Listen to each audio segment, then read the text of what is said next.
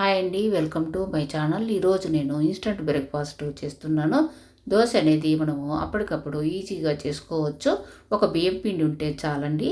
నేను ఒక కప్పు బియ్యం పిండి, అదే కప్పుతో ఒక కప్పు మజ్జిగ తీసుకున్నాను. నా దగ్గర పెరుగు అనేది లేదు కనుక ఈ విధంగా తీసుకున్నాను. ఒక కప్పు బియ్యం పిండి తీసుకుంటే హాఫ్ కప్పు పెరుగు తీసుకున్నా సరిపోతుంది. మనము పెరుగు హాఫ్ కప్పు తీసుకున్నట్లయితే ఒక కప్పు వాటర్ కూడా వేసుకునేసి కలిపి పెట్టుకోవాలండి. నేను ఇక్కడ మజ్జిగ తీసుకున్నా కనుక నేను హాఫ్ కప్పు వాటర్ వేసుకునేసి కలిపి పక్కన పెట్టుకున్నాను. ఒక 10 నిమిషాలు అనేది మనకు బాగా ఈ మజ్జిగలో బియ్యం పిండి బాగా నానుతుందండి. తర్వాత టేస్ట్ తగ్గట్టుగా సాల్ట్, బేకింగ్ సోడా ఒక హాఫ్ స్పూన్ వేసుకునేసి కొద్దిగా వాటర్ వేసుకునేసి దోశ బ్యాటర్ లాగా కలిపి పక్కన పెట్టుకోవాలి. చాలా ఈజీగా చేసుకోవచ్చండి. అప్పటికప్పుడు ఈజీగా మనము ఇలాగా దోశలు అనేది చేసుకోవచ్చు. డిన్నర్కి కానీ బ్రేక్ఫాస్ట్గా కానీ మనము ఈ విధంగా చేసుకోవచ్చు.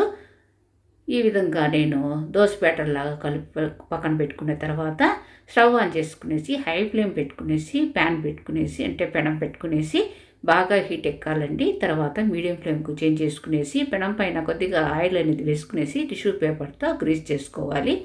కొత్తగా మన ఛానల్ను చూసేవాళ్ళు తప్పకుండా మన ఛానల్కు సబ్స్క్రైబ్ చేసుకోండి.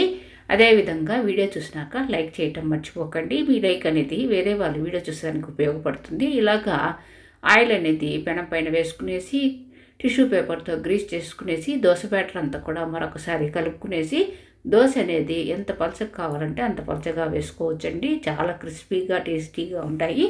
తప్పకుండా ట్రై చేయండి. ఇలాగ నేను దోశనంతా బాగా పలచగా వేసుకున్నాను.